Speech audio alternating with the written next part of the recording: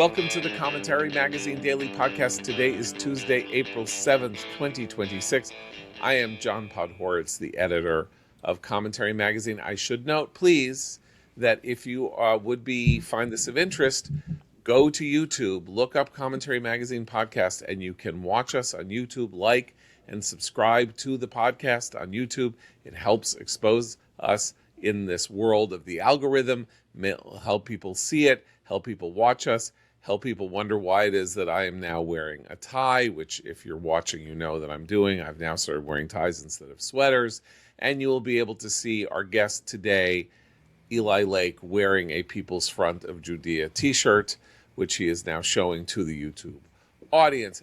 And now I will now introduce the panel. We have a lot to get through here. We have, of course, executive editor Abe Greenwald. Hi, Abe. Hi, John. Senior editor Seth Mandel. Hi, Seth. Hi, John. That's because I'm talking about YouTube. Your collar, very wrinkled. I expect a better collar in future YouTube episodes, like you need to do a little ironing or something. Looking very, very well put together. Our social commentary columnist, Christine Rosen. Hi, Christine.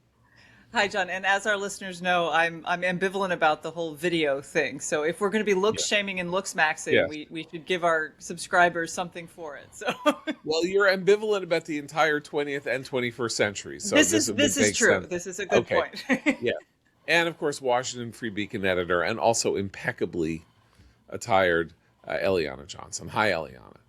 Hi, John. Yes, Christine and I have talked about the inequities of being on video because, you know, the women, we got to, put ourselves together for this.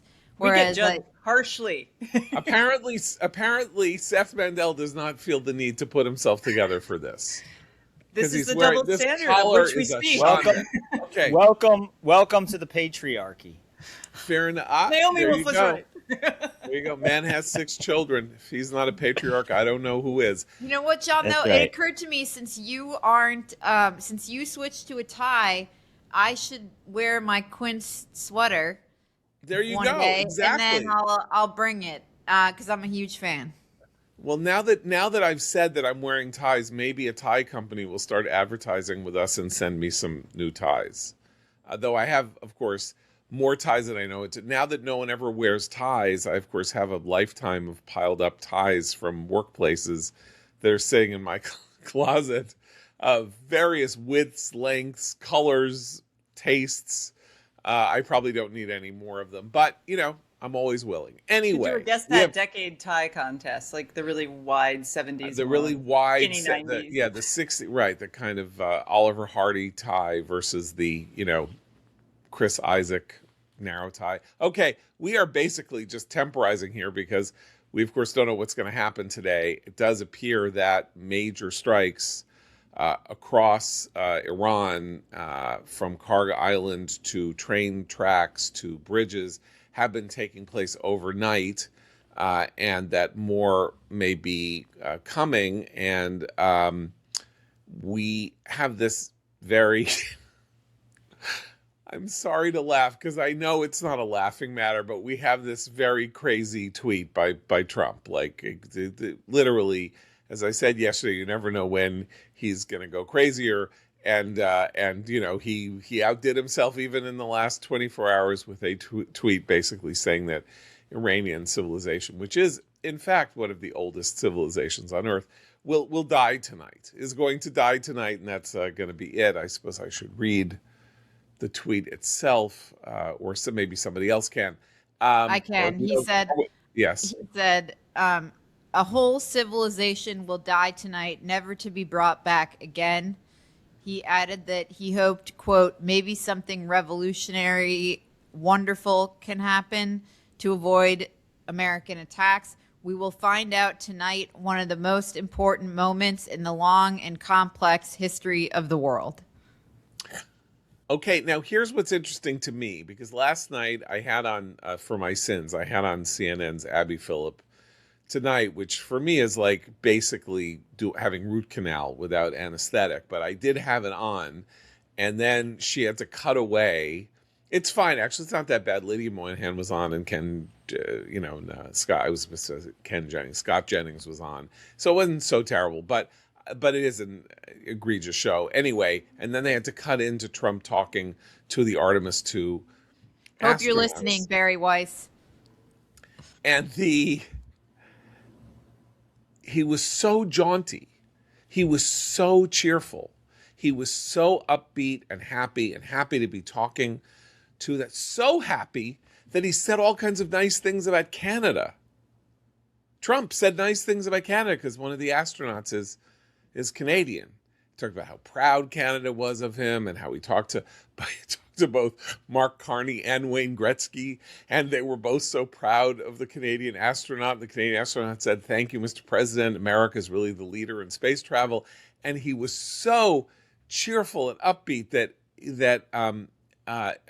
reading this tweet performatively, it does sound to me like nothing so much, and here's a sort of weird cultural reference to make, as the scene in Iron Man 3 where Ben Kingsley is playing the global terrorist, the Mandarin, and makes this unbelievably scary threat to the whole world and everything like that. But it turns out that he's this unemployed actor.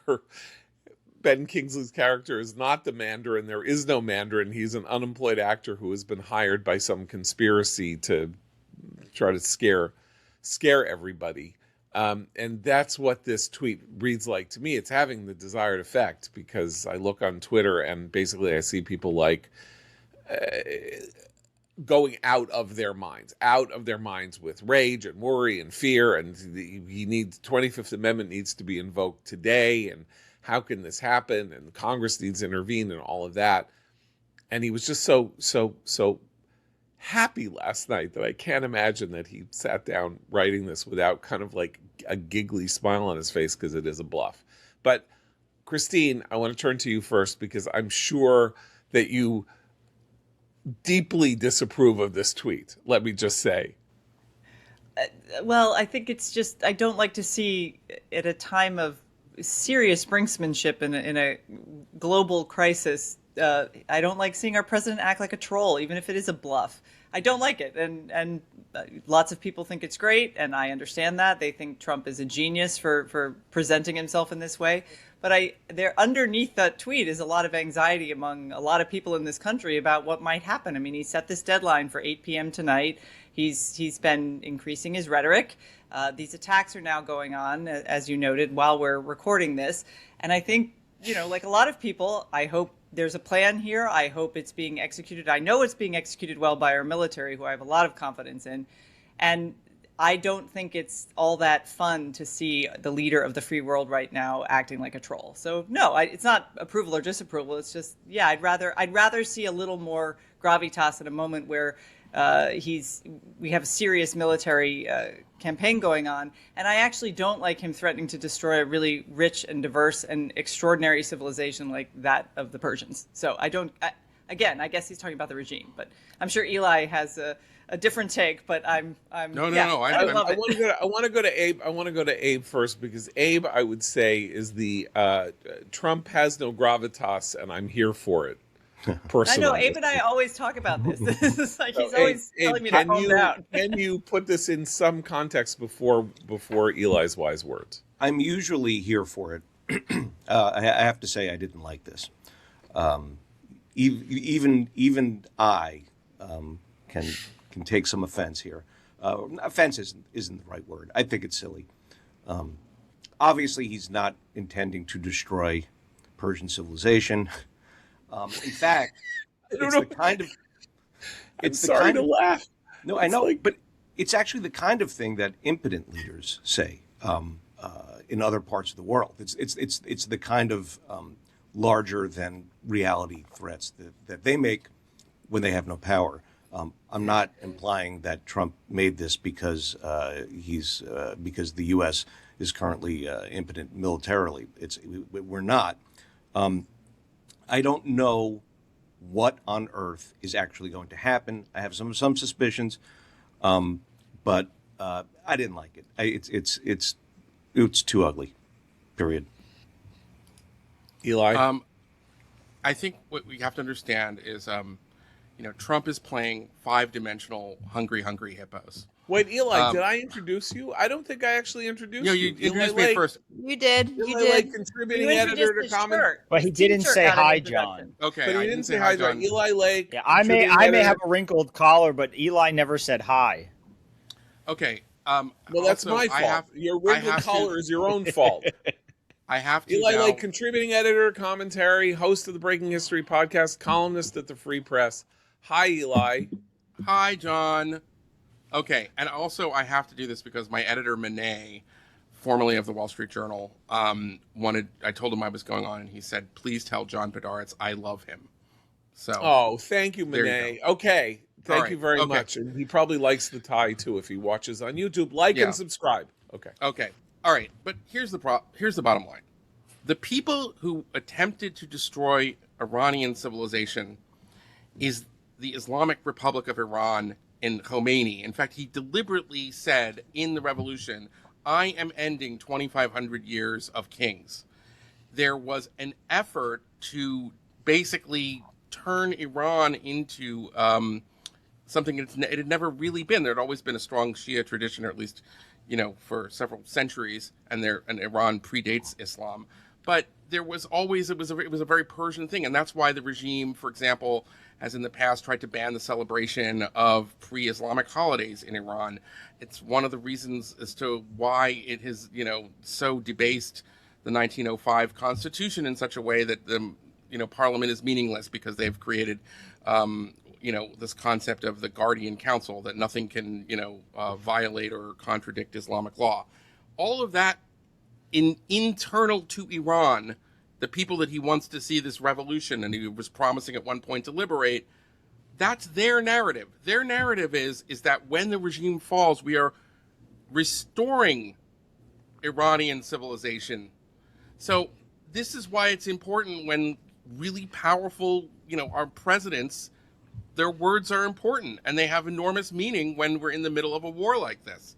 So I think it was counterproductive. I also think it's recoverable, because I think, at the end of the day, the amount of cruelty that has been done to most Iranians and misery that has been imposed on them by the regime will significantly outweigh the intemperate and stupid tweets of our president. But nonetheless, it was a dumb move. He should have done that. And in general, the kind of strategy, the idea that he's going to hit the power plants, and particularly I want to distinguish between power plants and bridges for this.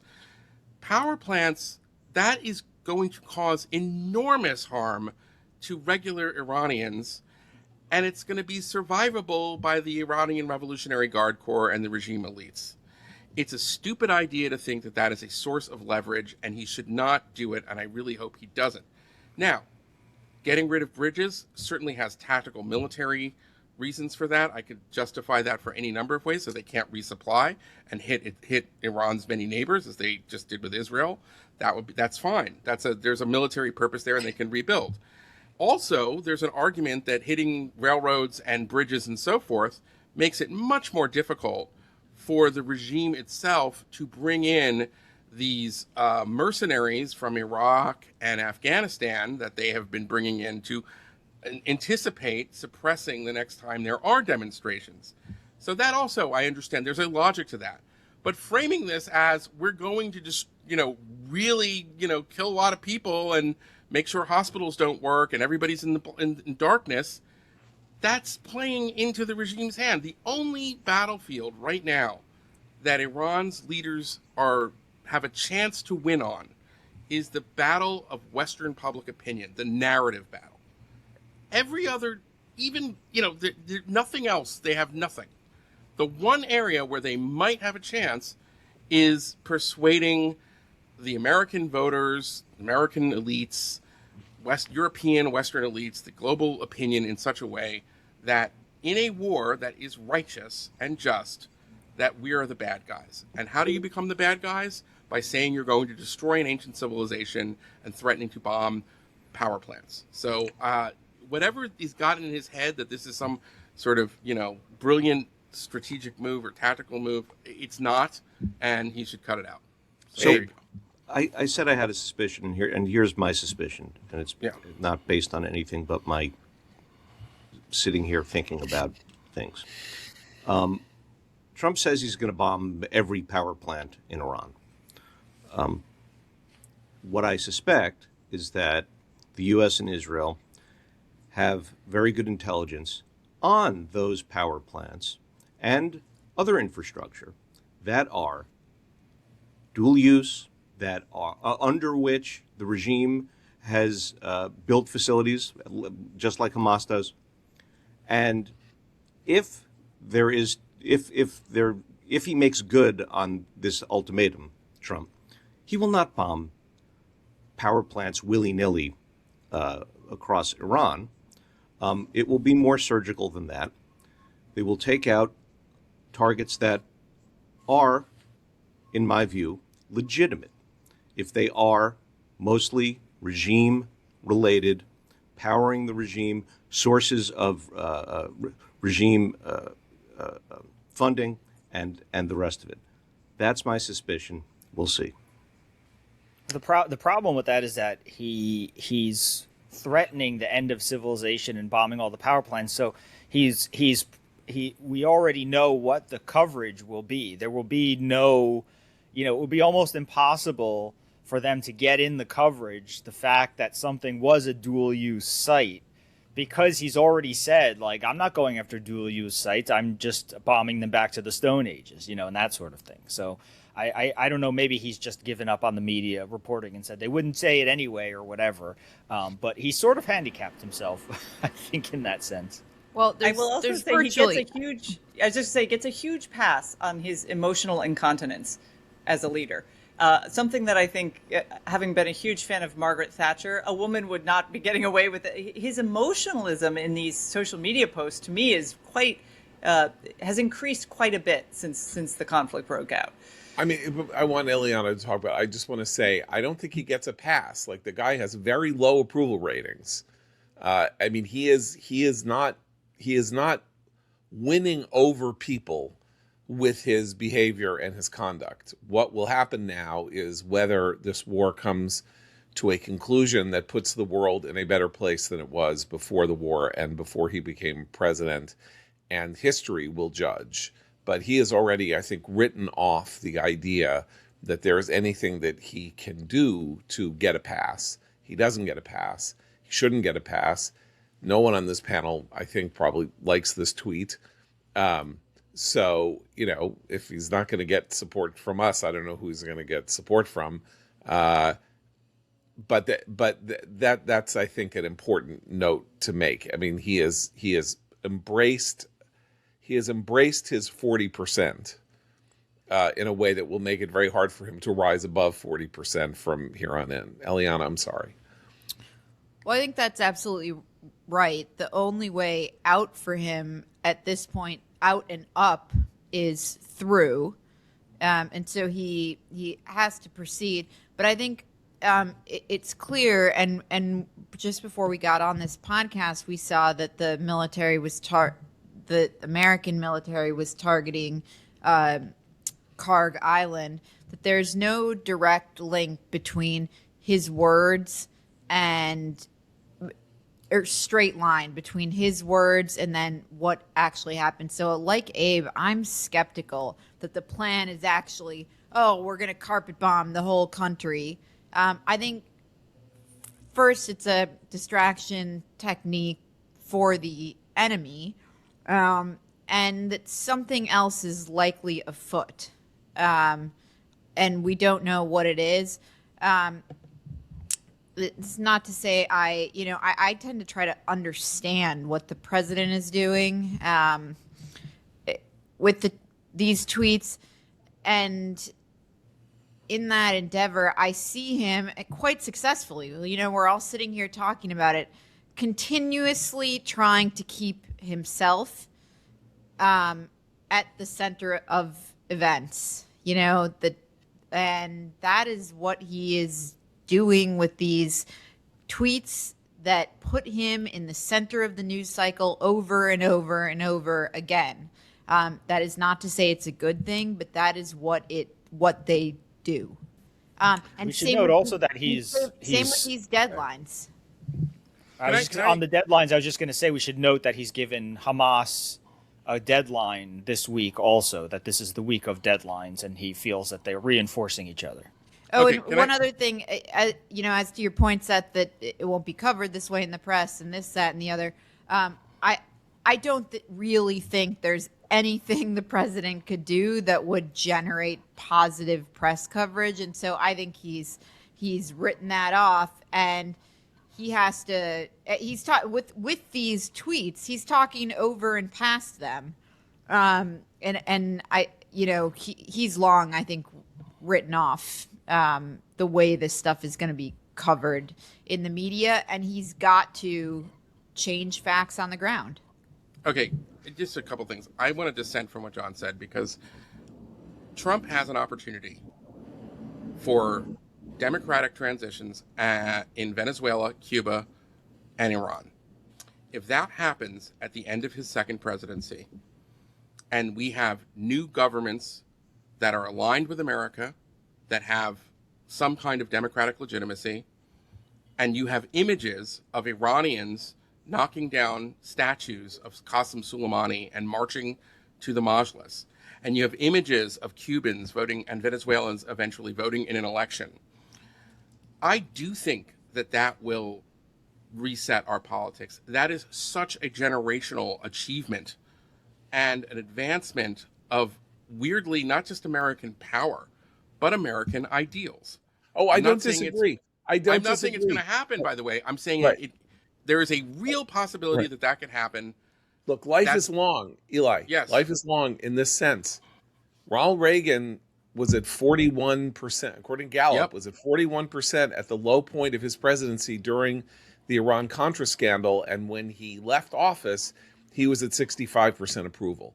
If Trump by the end of his presidency, if he achieves what you are talking about, it's not just that history will look on him kindly. I think it is likely that the American people will look on him more kindly. Having said that, I think it's going to be very difficult for him to win over Democrats ever, and who are not going to feel kindly disposed toward him, and there'll still be emoluments questions and corruption questions, and craziness and all of that. I'm He's just not saying, going to win over Tim Snyder and the resistance. But what I would say is that for our purposes, it will be a delicious irony that a man who comes to power by getting the Republican Party effectively to turn on the Iraq War will have implemented the most neoconservative foreign policy objectives we've ever seen.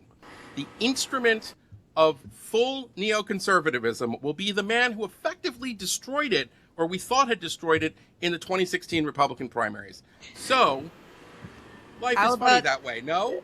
How about Yeah. the guy who is constantly accused of being an authoritarian, maybe Right. more Well, responsible for right. spreading Right. democratic I know. ideals?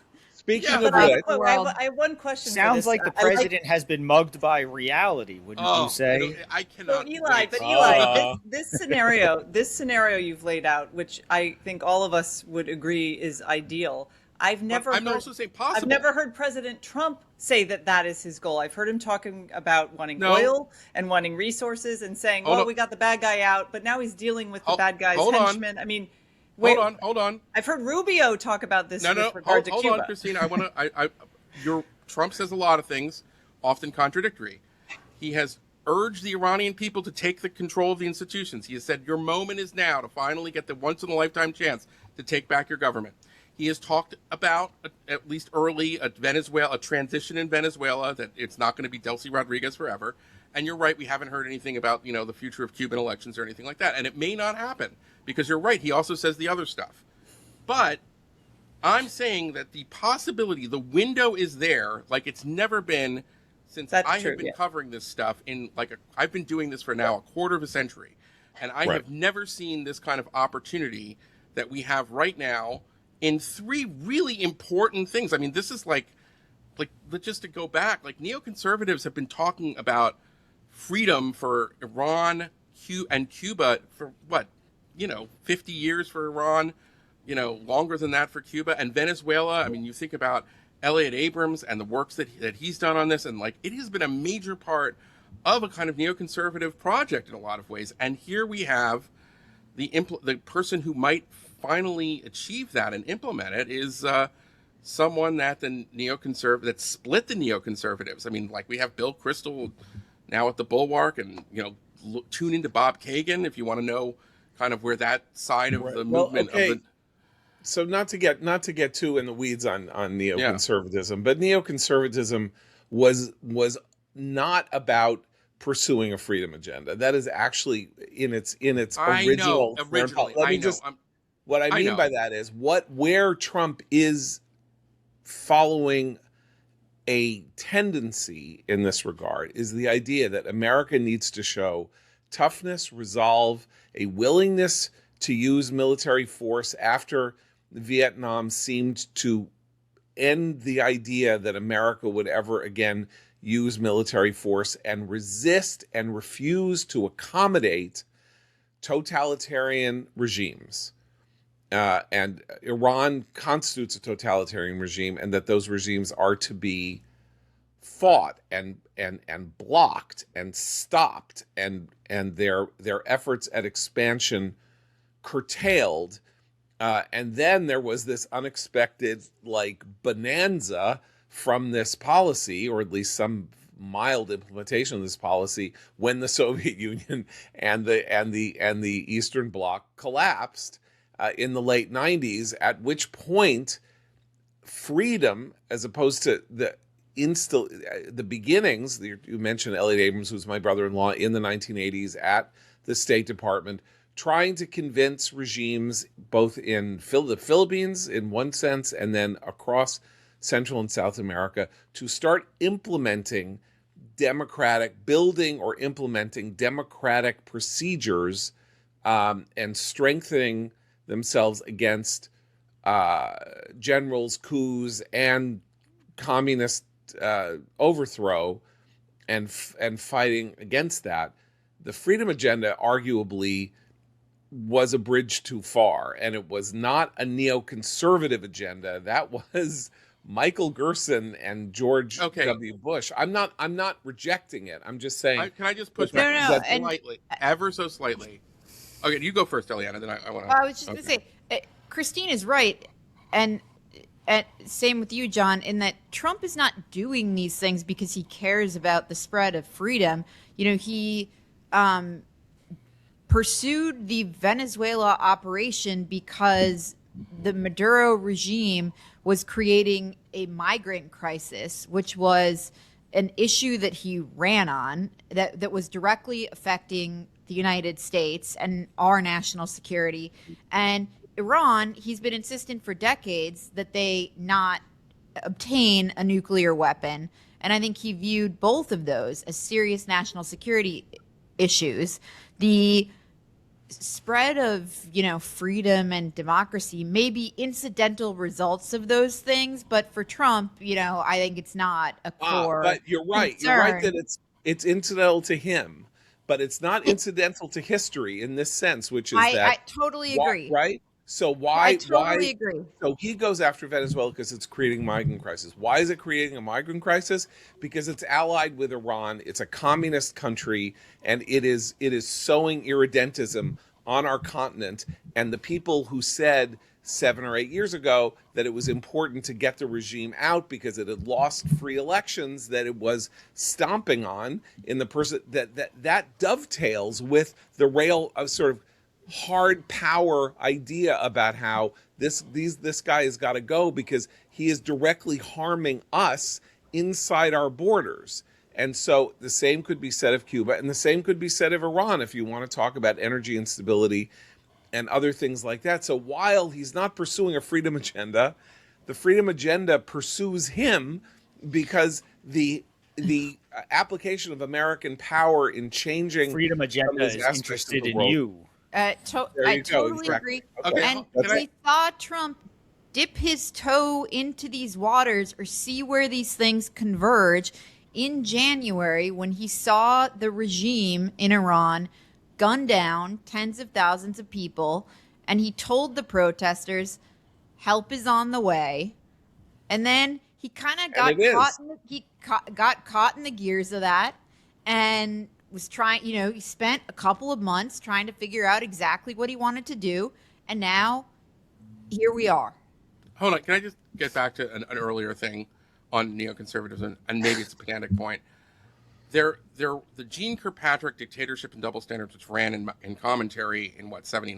1979. Yeah, the article, Dictatorship and Double Standards. Your point about standing up to totalitarianism, that is the kind of first generation neocon where it was during the Cold War and it was like, let's get tough. I can't believe like Jimmy Carter, can't distinguish between our allies in South America and communist dictatorships.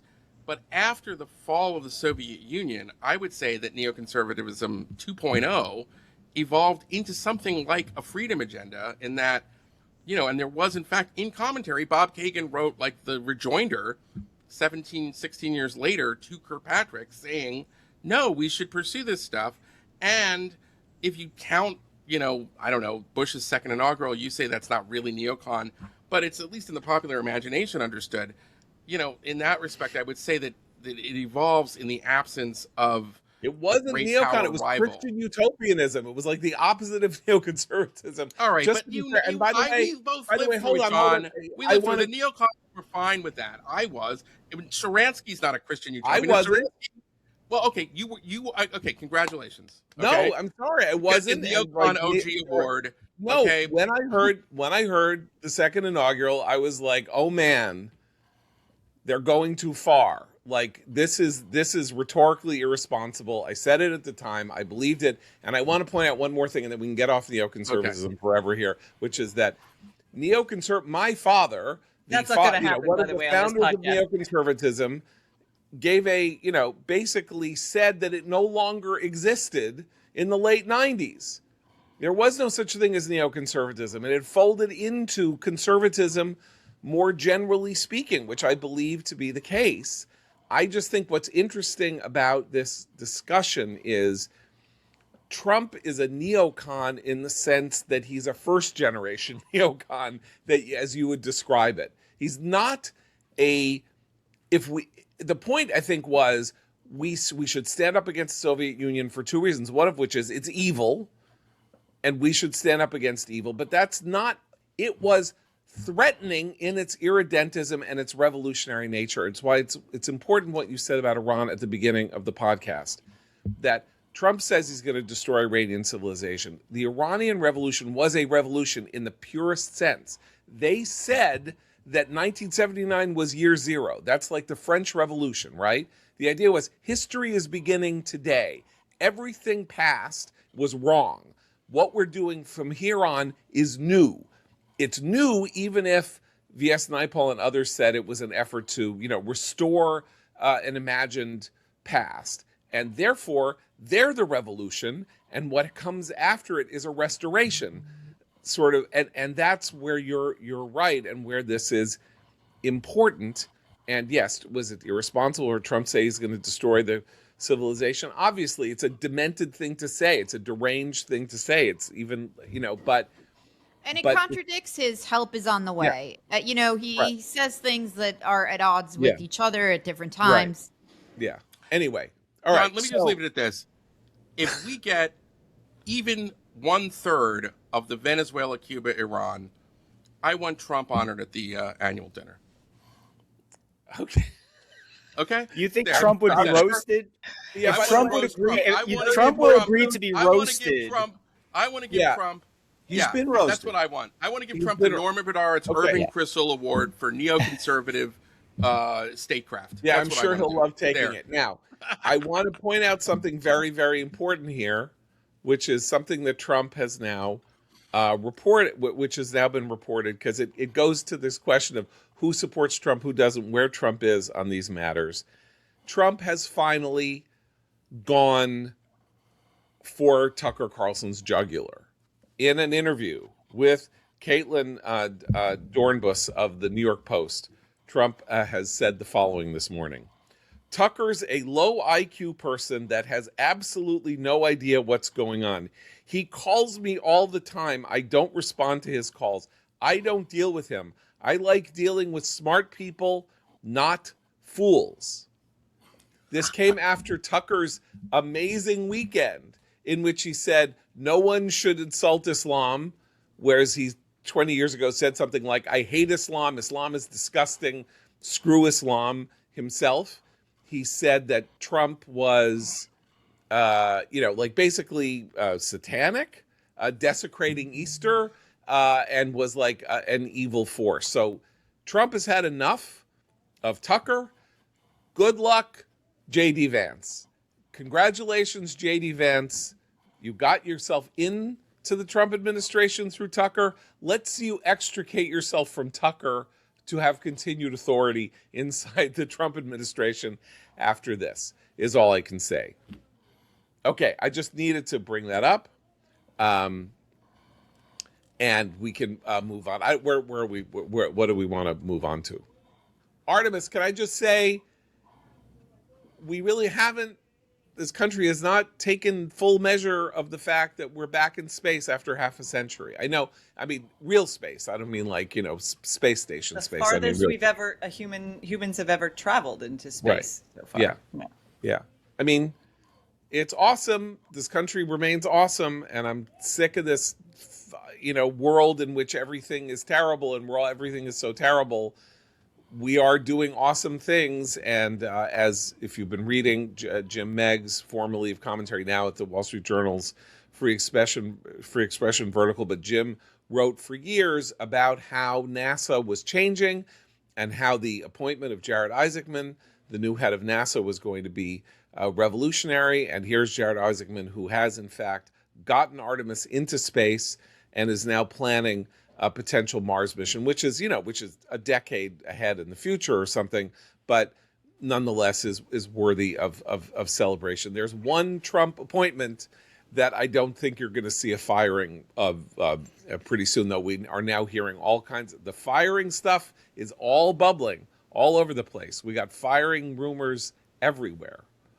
Can I just add that Artemis crew also, in the midst of their extraordinary mission, had time to make a hilarious parody of cheesy 80s sitcoms introductions where they went around the crew and introduced themselves that personally, again, as a Gen Xer, just warmed my heart. So it's the ease and sense of humor while they're literally risking their lives for science that also is kind of great. Not a lot to do in space. It's like baseball. That fix the toilet. It's like how baseball players kind of get crazy on the bench and in the bullpen and stuff like that. There's plenty to do. Not if you're in the bullpen waiting all game and the bullpen probably not going to play. But I think there's plenty. They got to keep doing like checks, and they got to check on the thing. Then it's I think there's plenty to do, and they did fix the toilet. And by the way, that's part of the annoying part is we got word that there was a problem with the toilet, and they fixed the toilet. So that just shows they're competent. Not only could I not fly into space, okay, I wouldn't know how to fly. I wouldn't know how to fix the toilet.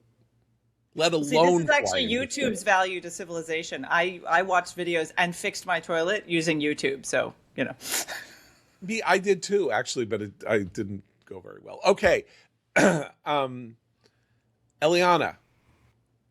tell us something. I'm really shocked to hear that, John, that you tried to fix your toilet and it didn't go well. off. And what's more, hold on, I got the right exactly thing. How it would go for me. The toilet was in fact broken in a way that I could not fix it. Just to be fair, it's a poor workman who blames his tools, John. Gee, thanks. Okay. Well, you're ripping Seth about his collar, so I had to get one in there. That's fair enough. Okay, look. Thank you, Christine, for having my back. According to Jackie Mason, the story about a Jewish household and how Jews have something much better than a screwdriver. They don't have a screwdriver. They have something much. It's called a butter knife. So you always know if a screw has been screwed or unscrewed because there's a little cream cheese in stuck in the screw. Anyway, not to continue the derailment, but I sometimes wonder how people who don't wear yarmulkes and have yarmulke clips, how they open things, how they get through their day. I used to do this in college, and they called my college roommates called me Majuver after MacGyver because I always had like these things in my head I'd take down, and you can open anything with it. And now Okay. they make, by the way, tool keepa clips. That has a All right. saw This and is a very and a, insulting. This is extremely insulting because Eli and I both married in Jewish ceremonies, I believe, and we can't wear yarmulke clips as will be detailed if you're watching on YouTube, where you should like and subscribe. My wife was like, "You need to get a yarmulke with a clip," and I'm like, "Honey, I don't have any hair. I can't clip the clip to my hair, so I don't want one because it'll be there and I can't clip." And Eli's even worse than I am. My daughter in the says hair I have department. pretend hair. Well, you have a little hair. I have a little She hair. says I had you have more pretend hair hair. 20 years ago when I got married, 23 years ago when I got married, but not enough to have a yarmulke clip. And people don't even know what you're talking about with a yarmulke. You got to get the Bend bigger your one. head You got over. to get the All Sephardic. right, got to show. Those are 'cause good. There it is. You see, a yarmulke sticks to the hair. He's got a little. It's like a bobby pin, or what do you call that? It's a hair. It's a. My daughter's it's a used hair those clip too. of some. I'm sure It's it has just a a hair more. clip, I'm yeah. sure it has a name, like I don't know. It's a very whatever. satisfying snap to it, by the way. Yeah, Very it makes a nice snap. And Abe has hair, so he can I use do it when one. I make a point, and then I walk out of the room. I just do this. It just means, by the way, that Eli and I have more testosterone than you guys. I just want to point out that's why we've lost our hair, is because of an excess of testosterone. I'm not saying that you have a testosterone problem or anything. I'm just, if you're gonna brandish your keep a clip, I'm going with the testosterone I'm a little concerned argument. about the looks maxing direction this podcast has taken today. I'm just putting that out there. We need to. Okay, let's The women like should feel my better forte. because you can see I the can guys do think about it. See that A we whole are self-conscious. podcast about looks and fashion, and this is my strong suit. That is your strong suit. I would be great at this. Okay, And I wish. Mogging? What's that? The new term? See, no one knows. You're the only one who knows the new What's term. mogging? Oh, Yeah, mogging. mogging. What is it? It means to Making appear someone else significantly more attractive, stylish, or dominant than someone else. I just got through smaxing. Now I got to learn mogging. Mogging. Like, I'm getting old. I can't remember all this stuff. I can barely remember It what I was had like for lunch. voguing back in the day, John. That'll kind of like. Okay, fair It enough. means to outclass. We're just Mogging? mogging all the other podcasts. Stupid word. Who came up with mogging? With the manosphere, so that's all you Yeah, need to it's know. Okay, Yeah. there you go. Fair enough. Okay, well, It came up when clavicular. no. Oh no. I realized I made a mistake when I said it. Said that Gavin Newsom. Keep going. Keep Gavin going. Newsom mogs J.D. Vance because Newsom is so handsome. Okay. That he is handsome. Are you I'm taking willing notes to say, on the proper use of mogging? I'm willing to say that he is handsome. And fortunately that does not seem to be a standard now for, who gets elected president. Although I got to say, you look at Trump like 40, 50 years ago, you see some of those images. He was a good looking guy in his 20s. There's no question. I don't know what he looks like now. 20s. I'd go up to 50s. Okay. All right. Well, yeah. All right. When there's He's Star not Wars, good. Boy, The we are. kids I just Yeah, use it. yeah, I just because- used it as a descriptive term. Like after dinner, I'll say, "This, honey, this meatloaf is clavicular."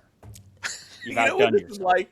This is like doing a podcast on election day when you have literally nothing to say about everything's coming, and it's like we're waiting for 8:00, and so we got nothing. So we're just like going off, in all crazy. The second we sign off, Kharg Island is going to exactly. be blown into the yeah, air. exactly. So if that happens, just know that we were here being silly while but Iran burn. I do want to say that I don't entirely understand where the never Trumpers and the really, really serious resistance anti-Trump people, where they're going to go after this, because they what rhetoric, just as Trump is able to kind of like say, now I'm going to destroy an entire civilization, what can they say in response to him that will reflect their true feelings, that will what vocabulary is left in their quiver for them to fire at him and to keep their outrage machine going, for another almost 3 years? I mean, it's like 3 years until he's out of office. Well, I think it's pretty obvious the low-hanging fruit is the corruption. The low-hanging fruit is the self-dealing of, prominent Trump family members and people who are like making policy, and, whether it's the cyber thing, which I don't entirely understand. I'm not the cyber, the crypto currency, the various kinds of investments, the children of like Steve Witkoff and the Trump. I mean, there's all kinds of stuff like that that's in normal times would be cause for scandal and congressional oversight. And if Democrats take the House, which it looks like they probably will, and maybe the Senate, we'll see, that would be the one avenue where it's kind of like you guys complained about Hunter Biden, the Trump administration is like, hold my beer. But that's serious. That's policy. And that's actually a serious question and something that might have to be taken up seriously. And I'm saying, I'm looking at people responding to the Trump civilization tweet. Right. And it is as though they are just sputtering incoherently because he has gone someplace that even they couldn't imagine. And people who have no right to be expressing themselves morally, like apologists for Putin, like Glenn Greenwald, saying, this is one of the sickest, most demented, most morally reprehensible, and most disgusting things any American president has ever said. But it's vital to remember that among his most influential war advisors are the fanatical Israel First loyalists Laura Loomer and Mark Levin. Now, getting a lecture from a credibly accused pedophile communist traitor to the United States like Glenn Greenwald, is not exactly something that we need to look at and say that's where people are going. But I mean, where is Bill going to go? Where's Bill Kristol going to go? Where is Ann Applebaum going to go? Where is Tom Nichols going to go? Where are they going to go? It's April 2026. Come on, listen, the answer to that. They look at that tweet and they say, we told you 10 years ago, we told you, we warned you, and here we are living through the nightmare. And they're looking at everybody and they're saying, this one joined the resistance then, and they're like, that's what they're saying. They're saying he's proving our point. This is all happening right in front of our eyes. And by the way, if he really does bomb all the power plants, they might have a point, because that would be not just a strategic, enormous blunder. It'd be an act of incredible cruelty, and one that will not advance our war aims. So I'm not saying they were wrong about Russiagate. I'm not saying everything, but what I'm saying is that that's how they're looking at it. In a weird way, this is confirmation for Trump's most dedicated opposition that they were right all along. Trump, it is. Right. Go ahead. Sorry. He's never going to stop giving them material. Trump creates, he builds weapons for the resistance. He needs to. He likes to. We imagine that there's no place for him to go crazier than saying, tonight, a great civilization will be destroyed. He'll find something. That's his imagination. Now, hold on, Abe, what's the one place he's never gone? Never said the N-word. Yeah, there you go. Okay, one thing I do want to, there are a couple of things to point out here. One is that while he is saying we're going to destroy the civilization tonight, a senior U.S. official is told Fox, we are absolutely in touch with Iran. The talks have been positive. If we get lucky, we will have something by the end of the day. By the way, then Anthony Scaramucci is saying he is calling for a nuclear strike. Seek they've his always removal had to clean up immediately. after the tweet. That's the typical cleanup on aisle 4 after every time Trump tweets. They've done that. Right. They did that in the first term too. They always have to do that. Or it's true. Negotiations with Ayatollah Snuffleupagus is going quite well. My Now- imaginary mullah has Okay. agreed to most of our terms.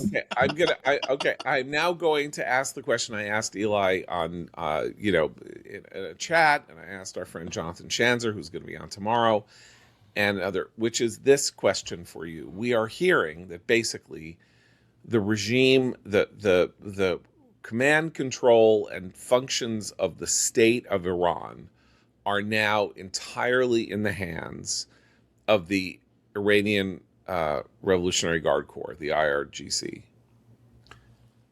Meaning the mullahs are sidelined. Obviously, we don't know the condition of Muqtada Khamenei, the supposed, Ayatollah, or the other mullahs. We heard the other day that another 50 leaders were eliminated in a strike on Saturday or something like that. If the IRGC is now functionally in charge of Iran, is that regime change? Because the regime is no longer being run by 8 90-year-old Shiite mullahs.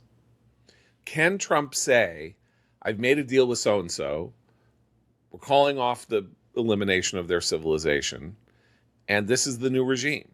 I've made a deal with, General, Peshmashki of the, and he will now be the leader of Iran or something like that. Little known Polish general in Iran. Well, Peshmanian, I don't know, whatever. Anyway, Eli, you said no. It is not regime change. No. The Iranian Revolutionary Guard Corps had pretty much taken over the country under Khamenei, and that was how Khamenei wanted it. And so it's not that. I mean, if he gets a corrupt general who doesn't want to die and will accede to the pressures of the U.S., then we would have, what Neil Ferguson, my colleague at the Free Press, calls regime alteration. But again, if the deal allows the regime to kill another 30,000 or however many protesters once they come out, I think we will have missed a strategic opportunity. And those killings have continued. They're executing young prisoners almost every day in Iran still. And I would say it's also not regime change, because it would be, especially if we put in an American-controlled puppet as the leader of Iran, you have recreated the very conditions that led to the revolution in the 70s that brought the Ayatollahs to power, which is the perception that the people who would be in not a great state anyway after this conflict, which hopefully will end sooner rather than later, given the economy and the damage to the country, a population controlled by an IRGC type stooge, that's not leadership. And where America is kind of calling the shots is not ideal for the Iranian people long term. I do think there is something to the idea here that if the war ends, if the U.S. involvement in the war ends with Iran a huge step closer to regime change, that's not a bad thing. No, that would be good, right? Yeah, right. But There's that's also, why. well, that's also, I think that's part of it, which is it might be ongoing regime change. Like the war may end, but I can guarantee you that Iranian leaders are still going to be found by Israeli strikes for the foreseeable future. I mean, Israel doesn't. The target assassinations haven't stopped. They didn't stop with Hamas. They didn't stop with Hezbollah. They didn't. There are ceasefires in those places. But when there's a terrorist who needs to be taken out, they're taken out. I think that's the great fear of Iran, is that they understand that, Trump can say it's a ceasefire, we've opened the strait, but Trump saying that is no guarantee that, the ongoing picking off of Iranian leaders will end. It's a work in progress. Eli, I believe you wanted Yes. to make a recommendation before we go. Yes. I've been listening to Foreigner 4. Kidding. I did that as a troll. Anyway, my real recommendation is because it is Pesach. I recommend picking up the second memoir of the great Menachem Begin, a man who I consider the greatest Jew of the 20th century, if not one of the greatest people of the 20th century, because there is a wonderful story in White Nights, which is his memoir of his time in the Gulag in the Soviet Union, in which he observes the Seder with a fellow prisoner by rationing cups of coffee that he makes the 4 glasses of wine, and does it in secret at great peril. And what it to me shows is this concept that Begin and Jabotinsky really, that I think we need more of, particularly in America, among American Jews, of Hadar, which is, it's not excessive pride. It is a kind of pride from within, the light, and it's to try to make the world holy, but it's also a kind of defiance in the face of people who would demean you and not treat you as a person. And Begin, his entire life, embodied that, no more so than in one of his weakest positions, emaciated as a political prisoner, under Stalin's Soviet Union. And he still went out of his way to observe the Seder, to observe Shabbat, to retain his Jewishness, even in a gulag. So to me, I just feel like that is a kind of parable, not just for the Seder, it's a parable for American Jews in 2026, that we find ourselves, made uncomfortable at dinner parties and on college campuses. I always sort of say, let's look to the example of Begin. Our people have lived through much worse. So there it is. My recommendations: White Nights by Menachem Begin. Also read The Revolt, his other great memoir about, leading the Irgun against the British in Mandate Palestine, is another fantastic book. But I love White Nights. It's great. Wonderful recommendations. And Foreigner 4. No. And Foreigner 4. And Van Halen. Van Well, Halen 1984. at least Did Begin played the keyboards on Foreigner 4, right? Yeah. Well- no, he's got a solo on Dirty I White feel Boy. like he's in the liner notes. At least Yeah. you're not gonna provoke some kind of a confrontation over the return of Ye that Abe is particularly No, we already did. Abe and I did that on Twitter. okay. Fair enough. I compared Abe's anti-Kanye at this point is like someone who's just like, the Beatles couldn't shine Glenn Miller's tennis shoes. Anyway. Yeah, well, if the Beatles were, psychotic, schizophrenic, anti-Semite. anti-Semitic pieces of shit. Yeah, exactly. Okay, well, he was going through a mental illness breakdown. He's apologized, actually, and he changed his horrible song, and now it doesn't say Heil Hitler. Anyway, later. I guess, John, you Wait a day. provoked the thing that you didn't want. This is one wacko Entirely podcast apart. today. Yes. This is the craziest podcast we've ever done. Entirely apart from Kanye's disgusting politics and worldview. His music is terrible. He is a musical illiterate. Thank you. Okay. Wait, can I also can I say one thing about Kanye? Yes. The guy issued an apology. He tried to apologize, and he's like, "Oh, I had a mental break," but like, he did it in a way that he didn't guarantee it might not happen again. Like, he basically It wasn't was his like, first it might happen apology. again.